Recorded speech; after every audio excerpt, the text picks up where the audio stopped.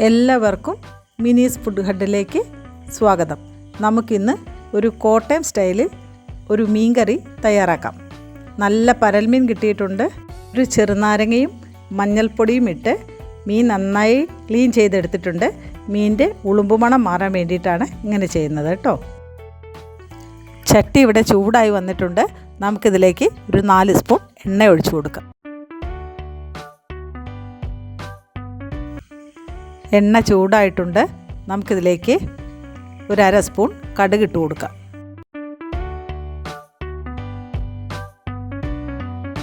ഒരു 1/4 ടീസ്പൂൺ ഉലുവ കൂടെ നമുക്ക് ഇതിലേക്ക് ചേർത്ത് കൊടുക്കാം.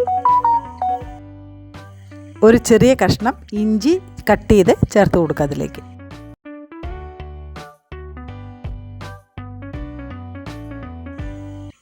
ഇഞ്ചി മൂത്ത് വന്നിട്ടുണ്ട്. നമുക്കിതിലേക്ക് വെളുത്തുള്ളി ചേർത്ത് കൊടുക്കാം.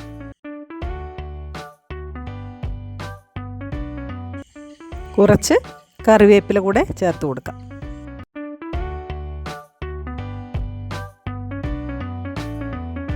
ഇതെല്ലാം നന്നായിട്ട് മൂത്ത് വന്നിട്ടുണ്ട്. നമുക്കിതിലേക്ക് ചെറിയ ഉള്ളി അരിഞ്ഞത് ചേർത്ത് കൊടുക്കാം.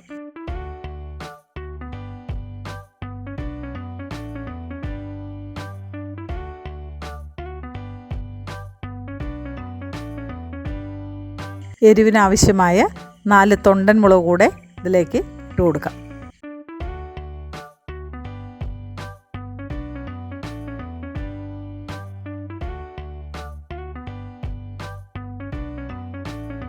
ഇതിലേക്ക് 1 ടേബിൾ സ്പൂൺ മല്ലിപ്പൊടി ചേർത്ത് കൊടുക്കാം.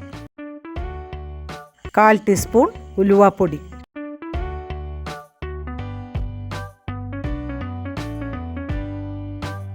നമുക്കിനി 2.5 ടീസ്പൂൺ കാശ്മീരി മുളക് പൊടി കൂടെ ഇതിലേക്ക് ചേർത്ത് കൊടുക്കാം.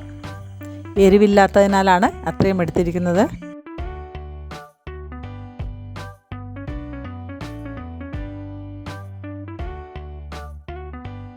ഒരു 1/4 ടീസ്പൂൺ മഞ്ഞൾപ്പൊടി. പൊടികളുടെ പച്ചമണം മാറുന്നവരെ നമുക്ക് നന്നായിട്ടൊന്ന് ഇളക്കി യോജിപ്പിച്ചെടുക്കാം.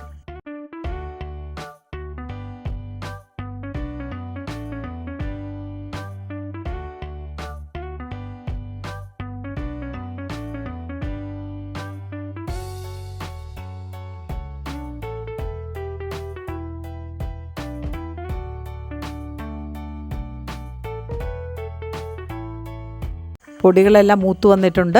നമുക്കിതിലേക്ക് ഒരു മീഡിയം സൈസ് തക്കാളി മിക്സിയിൽ അടിച്ച് എടുത്തതാണ്, അതുകൂടെ ചേർത്ത് കൊടുക്കാം.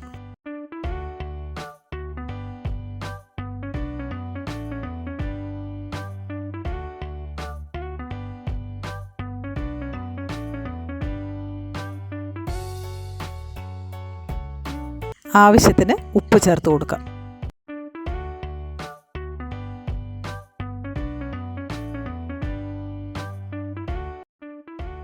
തക്കാളി നന്നായിട്ട് ഇളക്കി യോജിപ്പിക്കണം. തക്കാളി നന്നായി മൂത്ത് വന്നതിന് ശേഷം നമുക്ക് പുളിവെള്ളം ചേർത്ത് കൊടുക്കാം.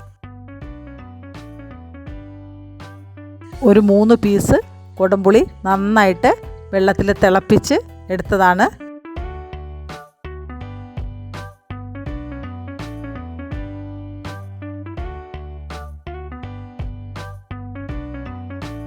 നമുക്കിതിലേക്ക് ആവശ്യത്തിന് വെള്ളമൊഴിച്ച് നന്നായിട്ട് തിളപ്പിക്കാൻ വയ്ക്കാം. നന്നായിട്ട് തിളയ്ക്കണം. തിളച്ചതിന് ശേഷം മാത്രം നമുക്ക് മീൻ ഇട്ട് കൊടുത്താൽ മതി.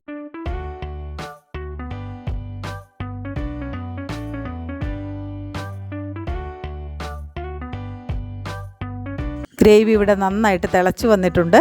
നമുക്കിതിലേക്ക് മീൻ ചേർത്ത് കൊടുക്കാം.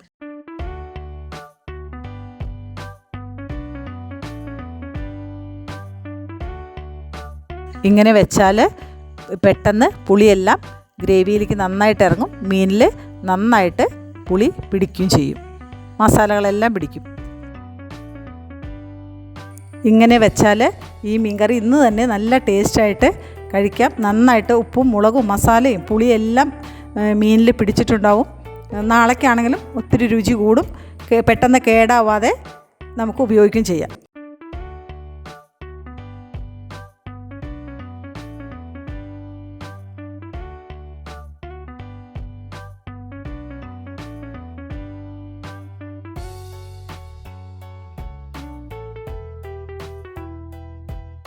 നമുക്കൊരു 2 തണ്ട് കറിവേപ്പില കൂടെ ചേർത്ത് കൊടുത്ത് നന്നായിട്ട് മൂടി വെച്ച് ലോ ഫ്ലെയിമിൽ നമുക്ക് കുക്ക് ചെയ്തെടുക്കാം.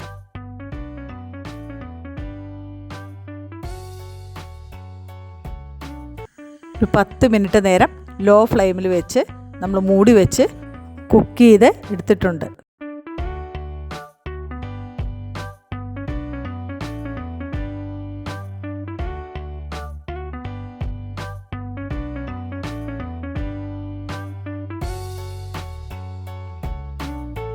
അങ്ങനെ നമ്മുടെ കോട്ടയം സ്റ്റൈൽ മീൻകറി ഇവിടെ റെഡി ആയിട്ടുണ്ട്.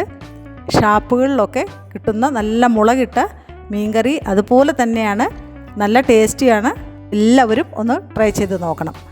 ഇനി ഇതിനോടൊപ്പം നമുക്ക് ഒരു ചക്ക പുഴുക്ക് കൂടെ തയ്യാറാക്കാം. അതിനായി ഇവിടെ ഒരു വരിക്കച്ചക്ക വെട്ടി ക്ലീൻ ചെയ്തെടുത്തിട്ടുണ്ട്. പുഴുക്കിനാവശ്യമായ ചക്ക നമ്മളിവിടെ അരിഞ്ഞെടുത്തിട്ടുണ്ട്. ഇതിലേക്ക് അല്പം കറിവേപ്പില ചേർത്ത് കൊടുക്കാം, ഉപ്പ് ചേർത്ത് കൊടുക്കാം.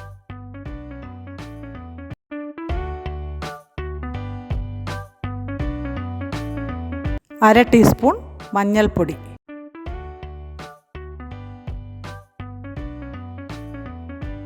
ആവശ്യത്തിന് വെള്ളം കൂടെ ചേർത്ത് കൊടുക്കാം.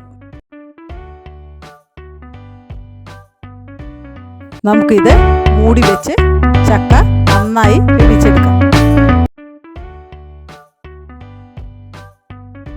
ചക്ക ഇവിടെ നന്നായി വെന്ത് വന്നിട്ടുണ്ട്. നമുക്കിതിലേക്ക് ആവശ്യമായ അരപ്പ് തയ്യാറാക്കാം.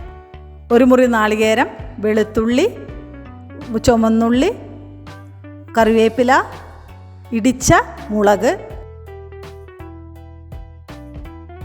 ഇവിടെ ചട്ടി വെച്ച് ചൂടായി വന്നിട്ടുണ്ട്.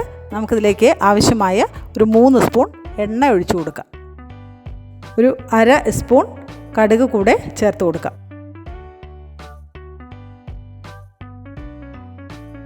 ചെറിയ ഉള്ളിയും വെളുത്തുള്ളിയും ചേർത്ത് കൊടുക്കാം. ചെറിയ ഉള്ളിയും വെളുത്തുള്ളിയും നന്നായി വഴണ്ട് വന്നിട്ടുണ്ട്. നമുക്കിതിലേക്ക് അല്പം കറിവേപ്പില കൂടെ ചേർത്ത് കൊടുക്കാം.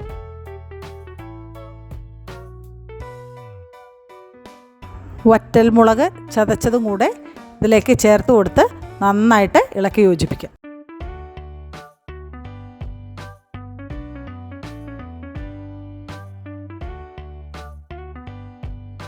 ഇതിലേക്ക് നമുക്ക് ഒരു മുറി തേങ്ങ തിരുമ്മിയത് കൂടെ ചേർത്ത് കൊടുത്ത് നന്നായിട്ട് ഇളക്കിയെടുക്കണം. ഒരുപാട് മൂത്ത് വരണ്ട, ചെറിയൊരു കളർ മാറ്റം വരുന്നവരെ ഇളക്കി യോജിപ്പിച്ചെടുക്കാം.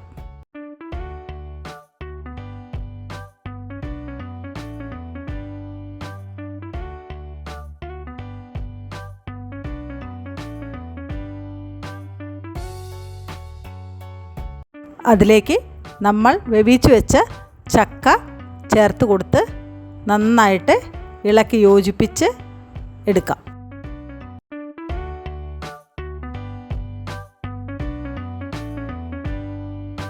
അങ്ങനെ നമ്മുടെ വളരെ ടേസ്റ്റിയായ ചക്കപ്പുഴുക്ക് ഇവിടെ തയ്യാറായിട്ടുണ്ട്. ഒപ്പം നല്ല മുളകിട്ട മീൻകറിയും തയ്യാറായിട്ടുണ്ട്. എല്ലാവരും ഒന്ന് ട്രൈ ചെയ്ത് നോക്കി ഫീഡ്ബാക്ക് അറിയിക്കണം.